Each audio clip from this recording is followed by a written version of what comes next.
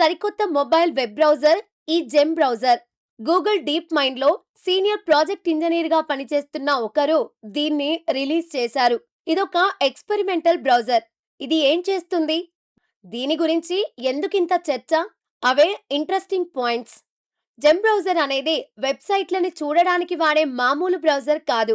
AI పవర్‌తో వెబ్‌సైట్‌ల రూపురేఖల్నే లైవ్‌లో మార్చేయగలిగే browser. Web డిజైన్స్‌ని మార్చేయడానికి ఇది Google Gemini ఏఐని వాడుకుంటోంది. మీరు ఏదైనా వెబ్‌సైట్‌కి వెళ్ళినప్పుడు ఆ డిజైన్ మీకు నచ్చలేదు అనుకోండి.